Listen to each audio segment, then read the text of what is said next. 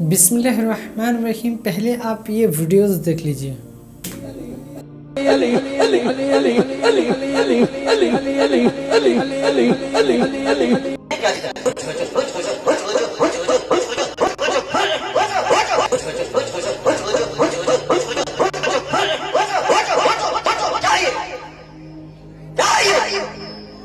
بیٹھ جاؤ تم وہاں پہ. بیٹھو ننگے سر بیٹھ کیا کرنے آیا؟ بیٹھو تم وہاں پہ. کیا تمہارے پاس سنا؟ بیٹھو تم وہاں پہ. بیٹھ جاؤ تم وہاں پہ. یہ کیا قوالی کی محفل نہیں ہے؟ قوالی کی محفل نہیں ہے. ایسے ذلیل نہیں کیا جاتا. قوالی کی محفل نہیں ہے مفتی صاحب. قوالی ہے یہ. قوالی تھی وہ. ایسے ذلیل نہیں کیا جاتا ہے. قوالی تھی وہ. قوالی تھی وہ. نہیں وہ قوالی تھی وہ. بیٹھ جاؤ سب. نہیں ہے. ہاں ہاں کیا یہاں تو ناچ کو سننا چاہتا ہے وہ. ناچ کو سنے گا وہ. ناچ کو سنے گا. ناچ کو سناؤ. دینی مجلس میں ناچ کراؤ گے تم. بیٹھ.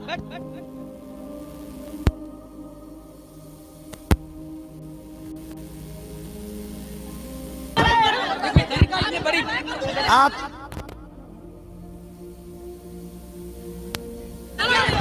Hello hello. جب مفتی صاحب کو معلوم تھا کہ شبیر برکاتی آ رہے ہیں تو مفتی صاحب کو آنا ہی نہیں چاہیے تھا. یہاں آنا ہی نہیں چاہیے تھا. حضرت آپ کو ایسے ذلیل نہیں کیا جاتا. مفتی صاحب ایسے ذلیل نہیں کیا جاتا ہے کسی کو. یہ اسلام نہیں ہے. نہیں مفتی صاحب میں بھی جلسہ پڑھ رہا ہوں. ایسے ذلیل ایک مہمان کو اس طرح ذلیل نہیں کیا جاتا ہے. یہ کوئی معاذرہ نہیں ہے. آپ مان رہے تھے کہ شبیر آ رہا ہے. حضرات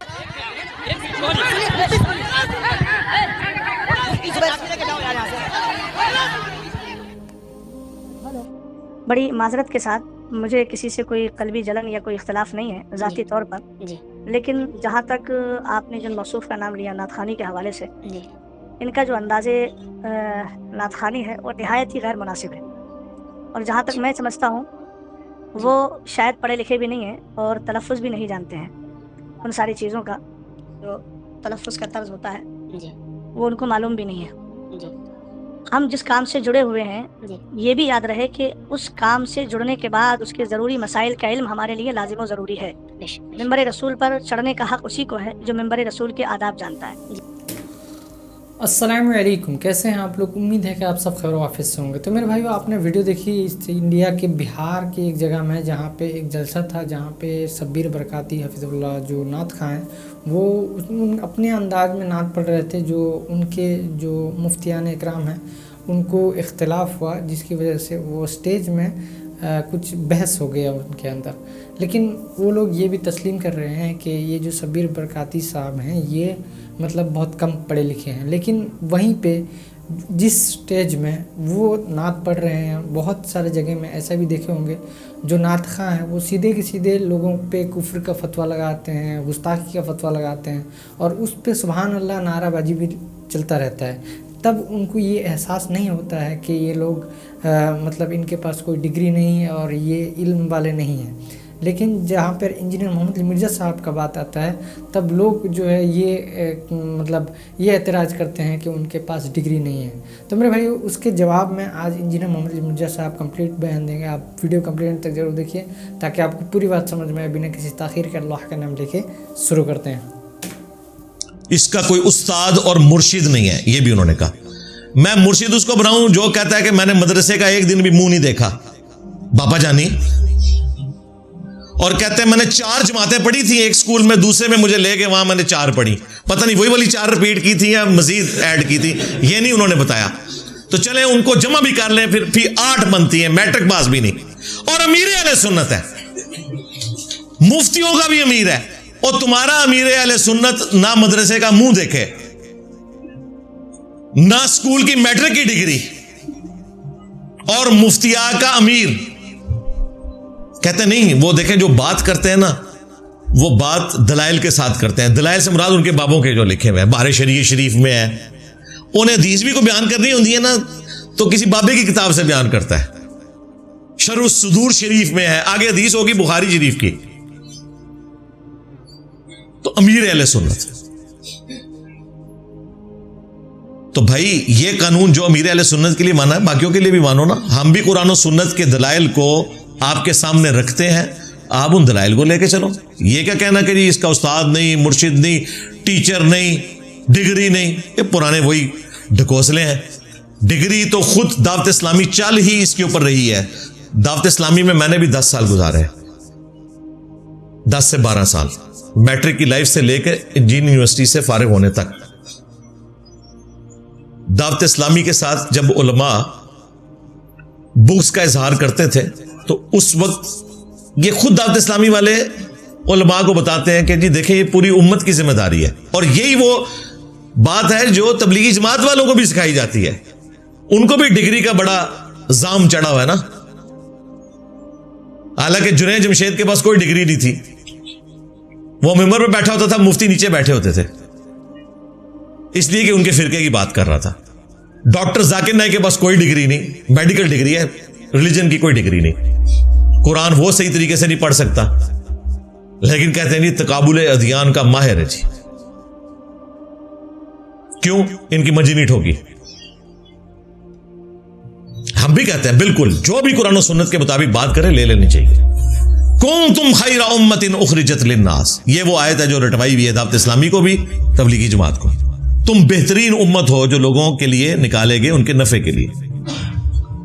تأمرون بالمعروف وتنہون عن المنکر وتؤمنون باللہ، نیکی کا حکم دیتے ہو، برائی سے روکتے ہو، اور اللہ پر ایمان رکھتے ہو جیسا کہ ایمان رکھنے کا حق ہے. یہ اس میں امپلائڈ ہے، کیونکہ ایمان اسی کا کامل ہے جو لوگوں کو نیکی کی طرف بلائے گا اور برائی سے روکے گا. اگرچہ پریکٹیکلی یہ صرف نیکی کی طرف بلاتے ہیں، برائی سے روکتے کوئی نہیں ہے. اسی لیے کتاب کا نام فضائل اعمال رکھا ہوا ہے، صرف فضائل کے اوپر بات کرنا، آیت پڑھنا پوری، کام کرنا آدھا.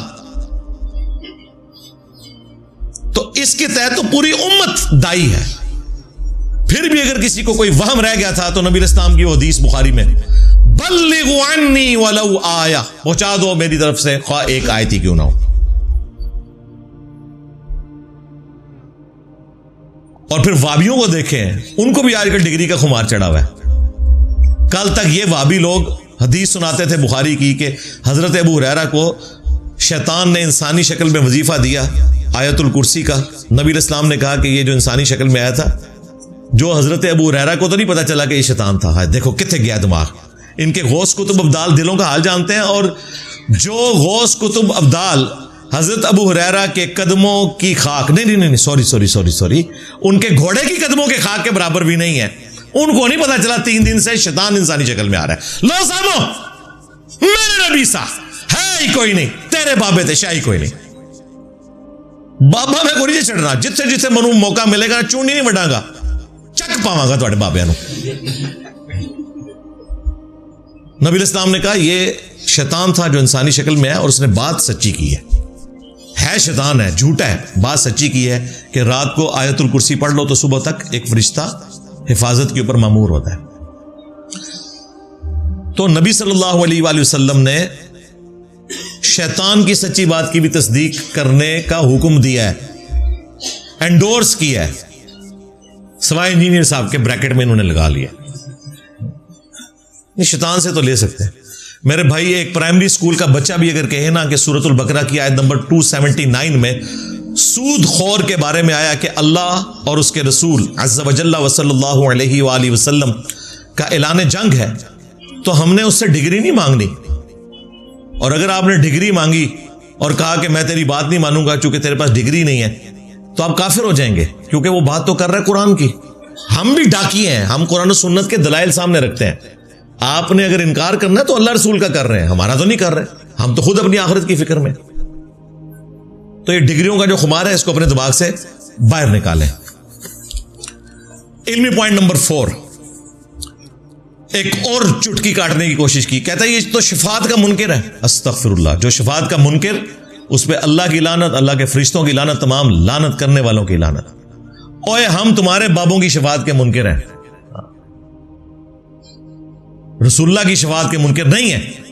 یا نبی صلی اللہ علیہ وآلہ وسلم کی دعا کی برکت سے جو شفاعت کا دروازہ کھلے گا، بخاری مسلم میں آیا، اس کے بعد فرشتے بھی شفاعت کریں گے، پیغمبر بھی شفاعت کریں گے، اللہ کے نیک بندے بھی شفاعت کریں گے. اس کے اوپر میری ویڈیوز کئی سال پہلے کی ریکارڈڈ ہے، ایک نہیں کئی ایک.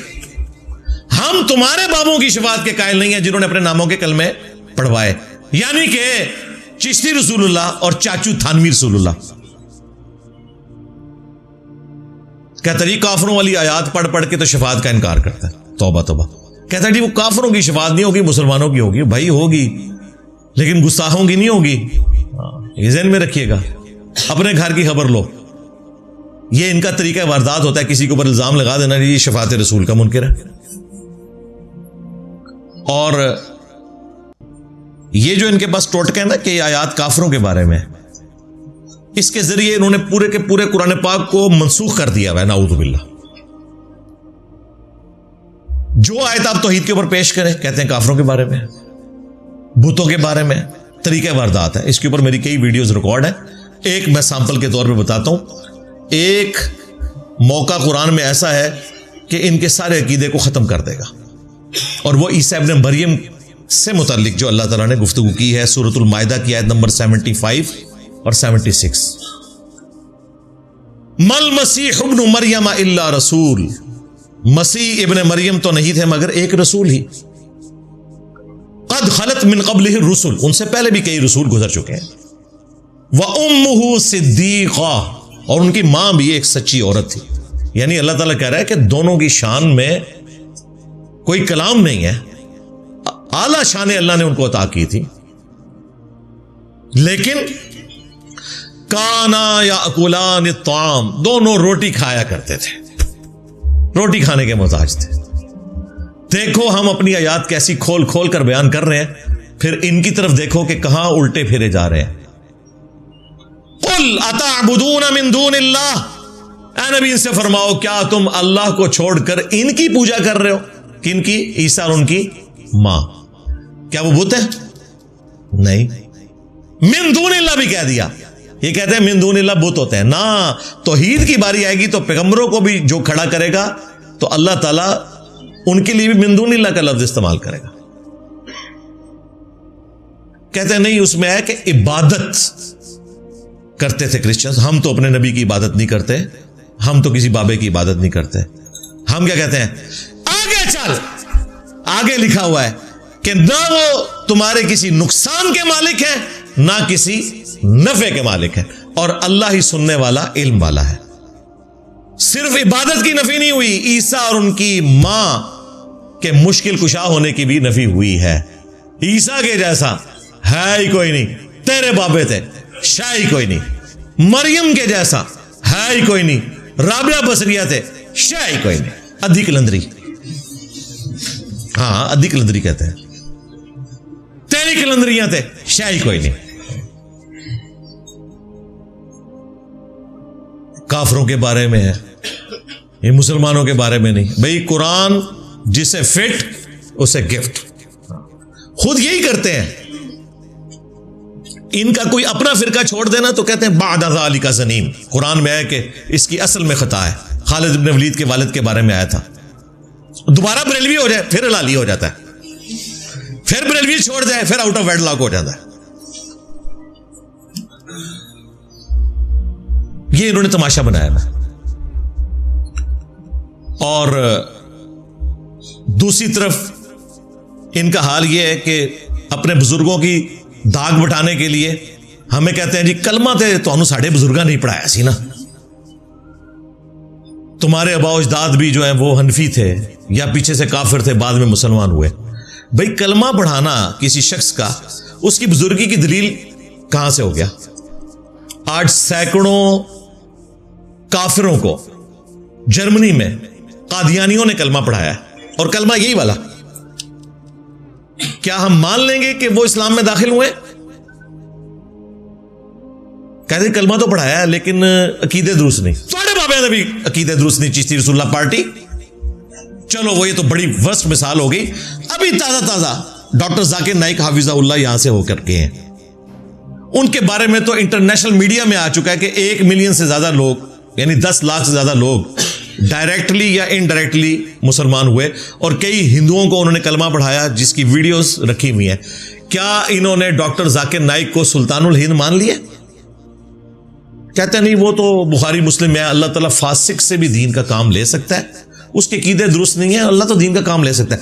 توڑے بابے کے بارے بھی ساڑھے یہ عقیدہ ہے کہ بڑے پیڑے سن, पर काम ले लिया अल्लाह ने।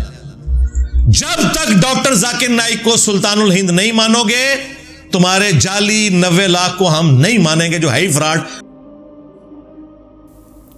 तो मेरे भाई उम्मीद है कि आपको ये वीडियो पसंद आई होगी और बात समझ में आई होगी। अगर वीडियो पसंद आई है तो लाइक और शेयर जरूर कीजिए और हमें सपोर्ट करके सब्सक्राइब जरूर कीजिए। मिलते हैं इसी तरह नेक्स्ट वीडियो में इंशाल्लाह। अस्सलाम वालेकुम व रहमतुल्लाहि व बरकातुहू।